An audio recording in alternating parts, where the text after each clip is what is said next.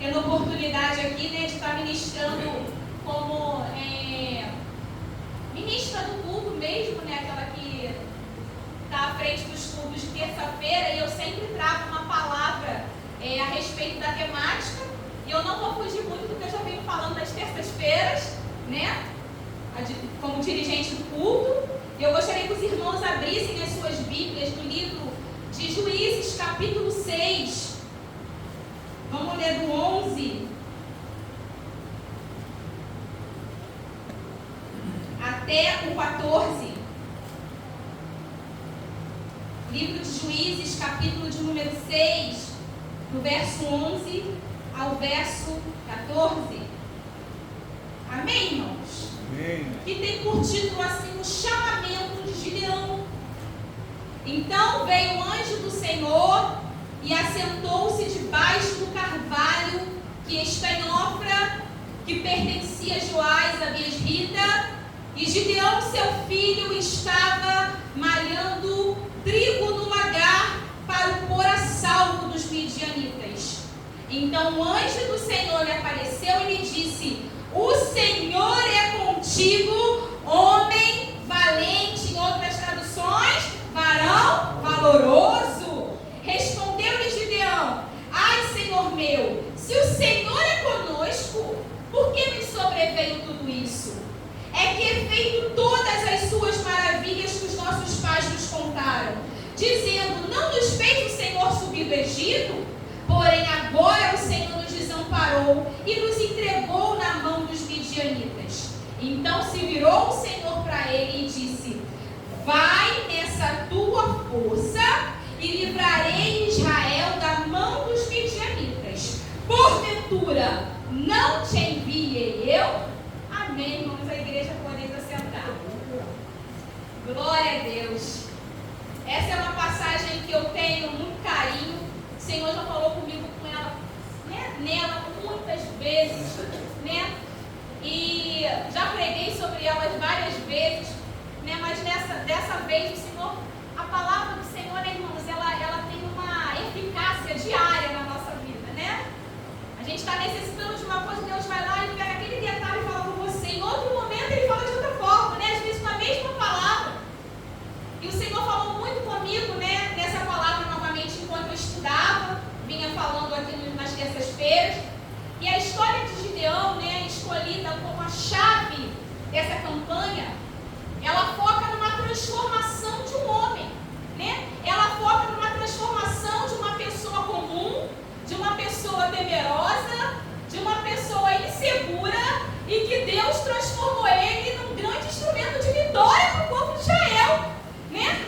Escolhendo uma pessoa improvável para que o impossível pudesse ser realizado, né? E a gente vai ver que Gideão, ele era uma pessoa medrosa, né? Era o menor da tribo, mas eu vejo aqui que quem capacita é o Senhor. Quem chama é o Senhor, e quando Deus chama, Ele mesmo promove, né? E eu vejo Gideão nessa história superando seus medos, né? Provando que a força não vem do homem, mas que a força vem do Senhor. Aleluia, né? Que a vitória que ele venceu, né? Que a vitória que ele ganhou, né? De vencer os midianitas não dependeu em nada de recursos humanos, mas do poder de Deus e da fé que ele confiou no Senhor, do que o Senhor falou a seu respeito, né? E aí eu tive, irmãos, algumas reflexões nessa noite, para a gente estar meditando aqui, a respeito da história de Gideão. Havia um cenário de crise, né? E aí eu até coloquei como uma das lições que para a gente aprender aqui, é que diante dos cenários de crise, olha as coisas pela ótica de Deus, né? Havia um cenário de opressão. Imagina só, irmãos, a palavra de Deus mostra que Israel fez o que era mal aos olhos do Senhor. E não foi o diabo, né, que colocou os midianitas lá. A palavra de Deus fala que foi o próprio Deus que entregou Israel na mão dos midianitas, né, por 7 anos. E os midianitas, irmãos, e tinha outros povos também, né, eram povos cruéis.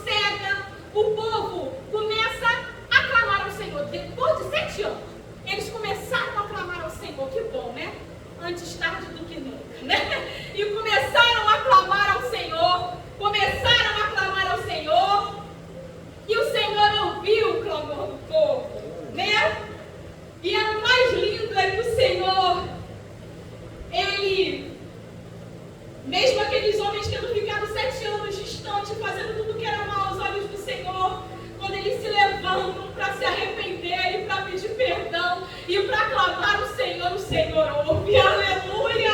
Ele é um Deus de misericórdia. E a palavra de Deus diz, né, que Deus escutou o clamor do povo e levantou um homem, que foi Gideão, né? E ele foi encontrado por Deus malhando trigo no lagar. Um encontro no lagar. Né? Lagar, irmãos, é lugar de prensamento de uvas, né? Lugar onde não se malha trigo. O trigo, ele se malha na eira, porque ele depende do vento, de condições meteorológicas, para que o trigo venha frutificar. Mas, por medo dos midianitas, ele começou a malhar trigo em outro lugar, que não era o lugar apropriado, né? Ele começou a malhar trigo no lagar.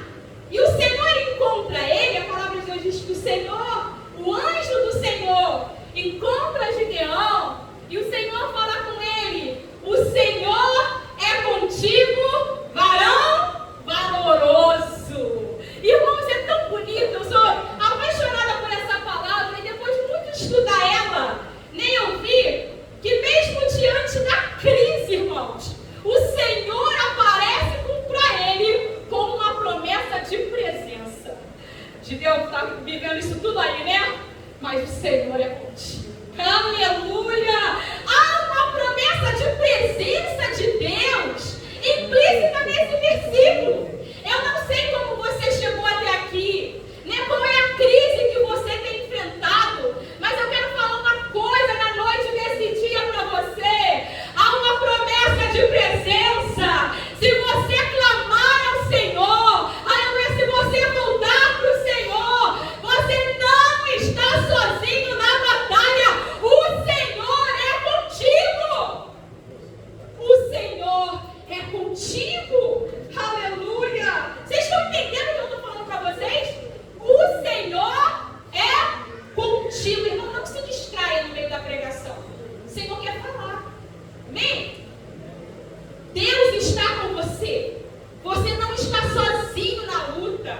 Eu coloquei aqui que Gideão, apesar do medo, eu vejo aqui que Deus não falou que ele era valoroso ao todo. Porque ele, apesar do medo, ele continuava trabalhando. Eu acredito que muitas pessoas podem ter desistido de trabalhar no meio do caminho. Vão saquear meu lugar, vão roubar meu lugar, vão pegar o que eu trabalho, não vou mais fazer, né? Mas Gideão ainda assim continuou trabalhando. Deus gosta desse povo, irmãos. Mas não tem as condições necessárias, mas ele está ali trabalhando. Mas não tem o braço que eu precisava, mas ele continuava trabalhando. Hoje a gente vê as pessoas, né, querendo todas as condições necessárias para a coisa acontecer. E Deus está falando: meu filho, você é valoroso. E não vai ser um cenário que vai te impedir de trabalhar e de frutificar na minha presença. Aleluia! De repente você está lá no teu ambiente de trabalho e você fala: Deus, que condição é essa? Aí Deus está falando: fica aí mesmo, que é aí que eu vou te prosperar. Aleluia! É aí que eu vou te abençoar. Continua trabalhando, mas o cenário, né, as condições não estão favoráveis. Mas quem te chamou é o Deus que te promove. Eu fico vendo que Gideão era um homem valoroso, que diante de tantas pessoas que pararam, ele continuou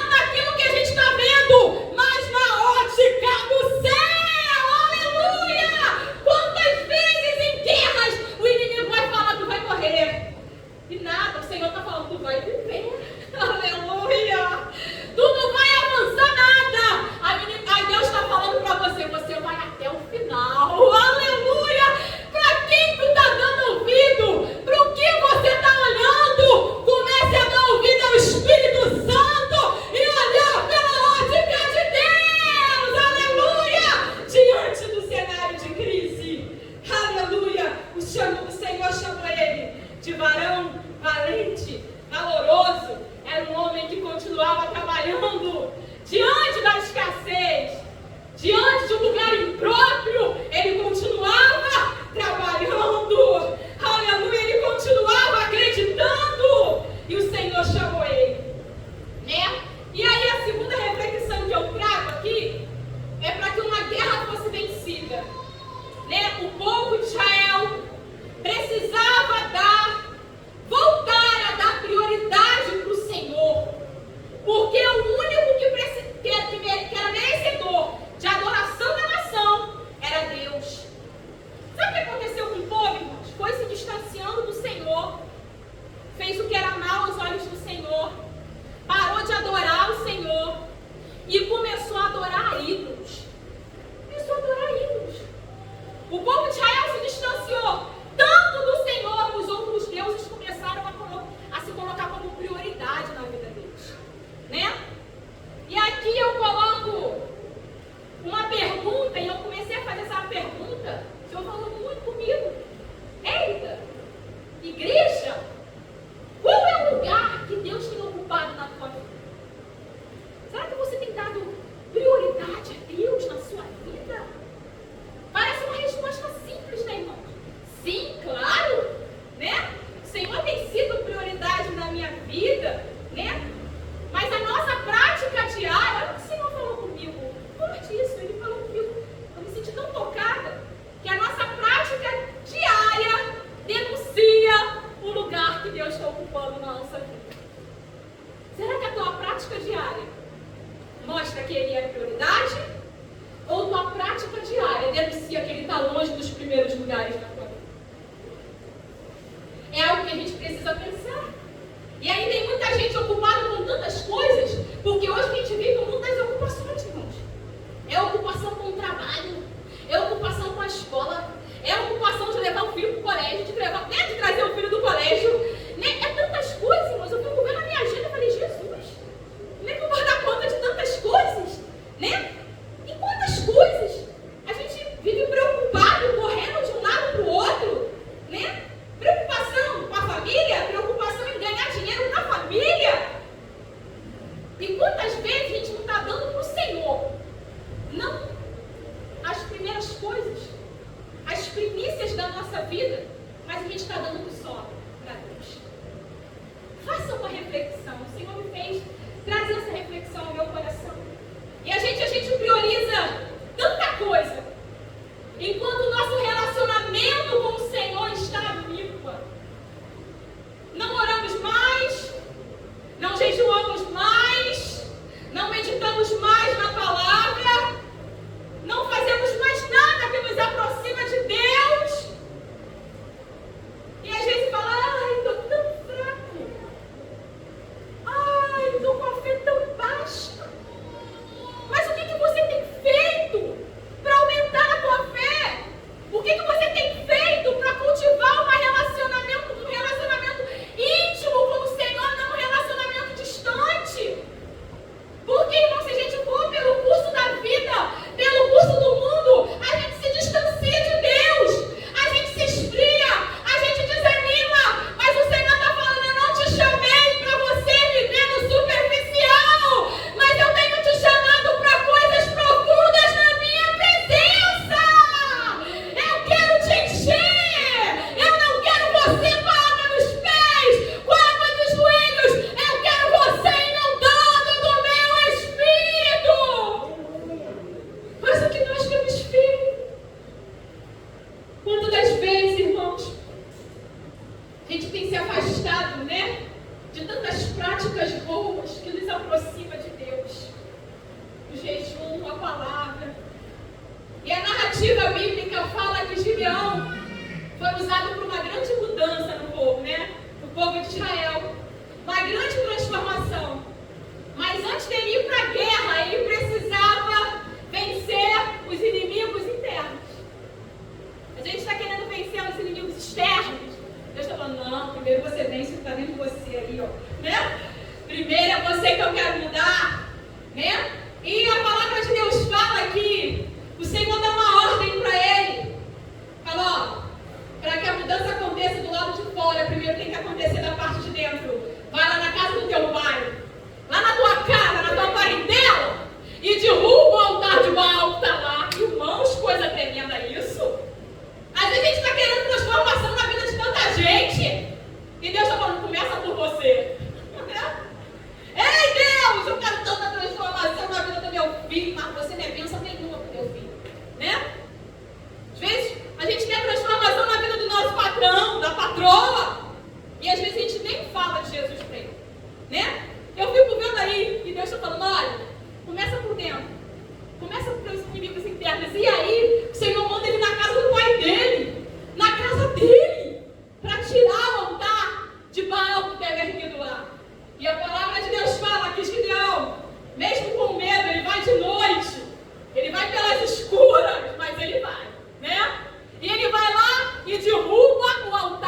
de Baal, que estava na casa do pai dele. E a palavra de Deus fala que ele ficou conhecido como Jerubaal, aquele que destrói o altar de Baal. Irmãos, Deus está nos chamando como Jerubaais de Deus também. Aleluia! Eu não sei qual é o altar que tem erguido lá na tua casa, lá na tua parentela, mas Deus está falando: ei, eu vou te usar para você ser um Jerubaal de Deus. Aleluia! E que o meu nome seja priorizado e glorificado em você e na tua casa. Aleluia! E eu fico vendo aqui, eu não sei o altar que está erguido lá, que toma o lugar do Senhor. Aí você está falando: Érica, que isso? Eu não sou idólatra, né? Não tem nenhum altar erguido na minha casa. Olha ali para ver se não tem. Às vezes é o altar da maledicência.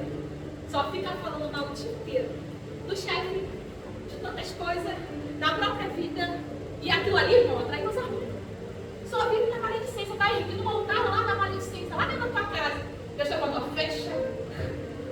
Amém, glória a Deus. Começa a profetizar, aleluia. Começa a usar a tua voz profética para abençoar, para me adorar, aleluia.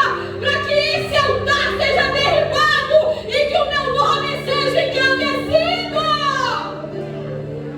Às vezes o altar da contenda só vive na confusão, na brigaria, nas gritarias dentro de casa.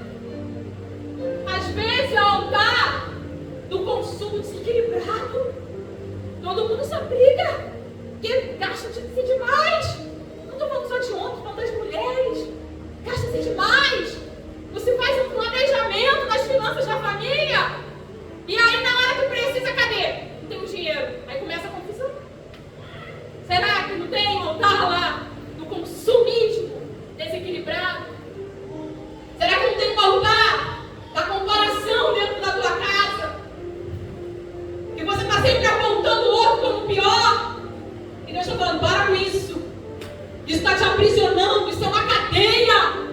Sai da comparação. Isso é uma cadeia. De repente é o altar do vício. De repente é o altar da mentira. Tudo é mentira. Tá vendo? Tem gente que mente tanto que às vezes até ele acredita na própria mentira dele. Né? Parece até que virou. Como é que se fala? Na pessoa, né? Mesmo. Sempre mentir. Sempre mentir. Aí quando vai falar a verdade, a gente não sabe nem se está falando a verdade, se está falando a... Já conheceu gente assim? Que é tão mentiroso que a gente não sabe nem se a pessoa está falando a verdade. Aí quando vai realmente precisar de alguma coisa, de um socorro, né? A gente não sabe se a pessoa está falando certo, errado. Gente, lá no CRAS eu vejo, sangue de Deus tem poder, irmãos. As pessoas, para conseguir o benefício, as pessoas mentem tanto. Gente, teve uma que eu até chorei com ela praticamente, eu abracei.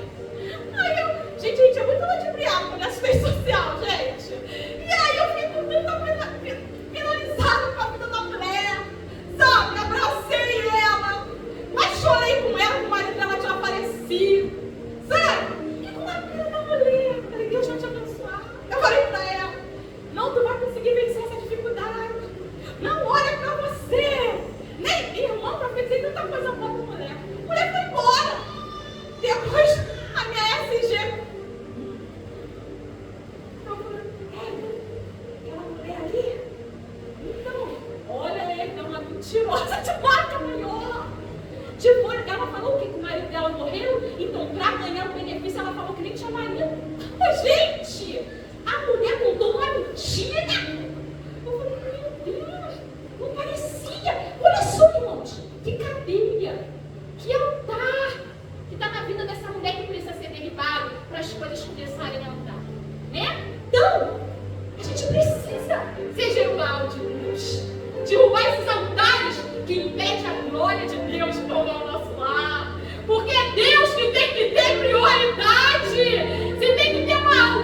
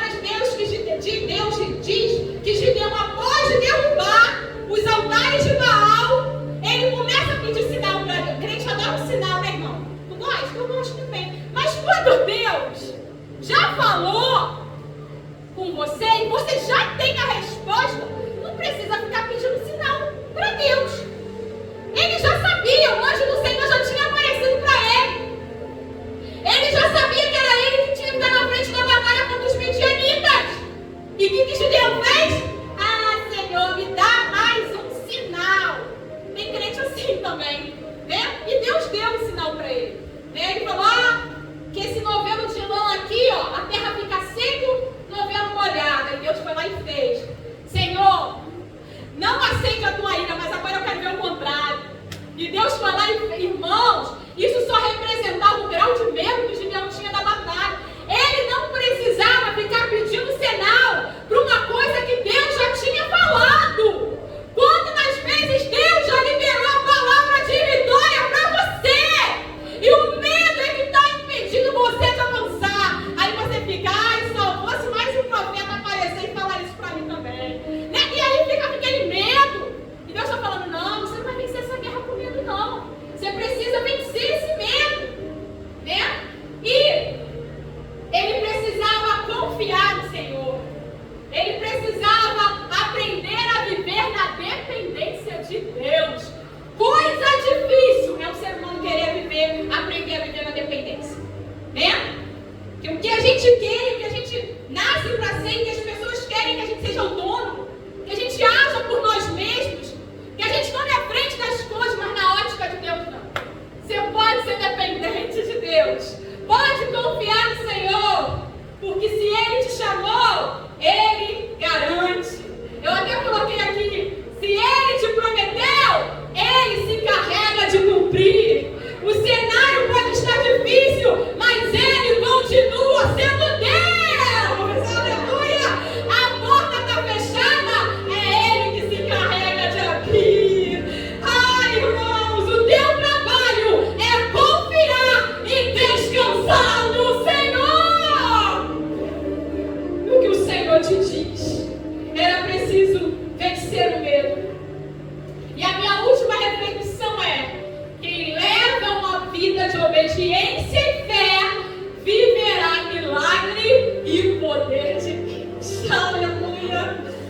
E aí, ele se levanta para a batalha. Depois que Deus falou com ele, deu todos os sinais, ele se levanta para a batalha, chama os homens e aparecem 32 mil cabeças. E dessas 32 mil cabeças, o Senhor falou: Gideão, tem muita gente aí. Manda os medrosos e covardes voltarem. Irmão, se ele não tivesse vencido o medo, Deus não tivesse trabalhado isso com ele, quem seria o primeiro a voltar? Ele mesmo. Sabe o que eu vejo aqui? Deus jamais vai fazer algo através de você sem antes ter feito em você. Aleluia. Ele vai fazer em você. Ele vai fazer em você. Gideão não ia vencer, né? Se ele não tivesse vencido aquele medo antes. E aí depois sobraram o quê? 10 mil para a batalha. E Deus fala, ainda tem muita gente aí, Gideão. E aí o Senhor deu uma estratégia para ele. Confia no que eu estou falando para tu. Separa aí. Os que bebem água como um cão, tu separa de um lado. Aqueles que bebem água agachado, tu separa de outro. E aí ficou um exército de 9.700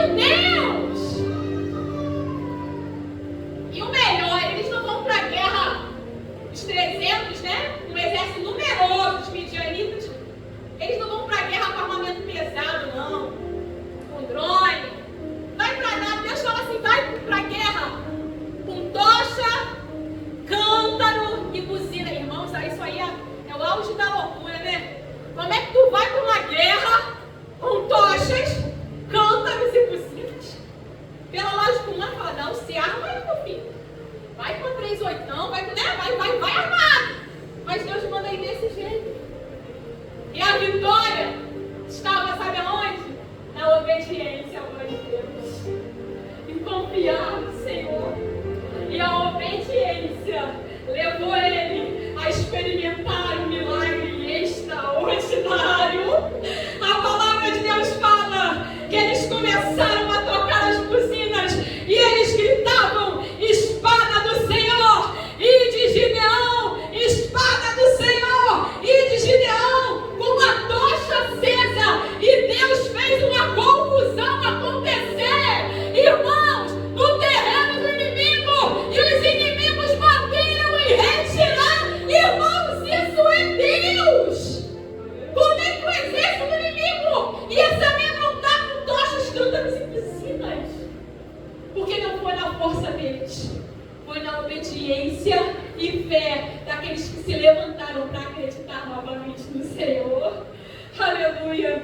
E para a gente encerrar, eu coloquei assim, olha, com fé e obediência, o poder de Deus se manifestou e o milagre aconteceu. Um exército de 300 venceu um exército numeroso pela fé e obediência. Seja obediente à voz de Deus. Aleluia! Seja obediente à voz do Senhor. Mas o que o Senhor está me pedindo ainda parece loucura. Mas, irmãos, Deus continua sendo Deus.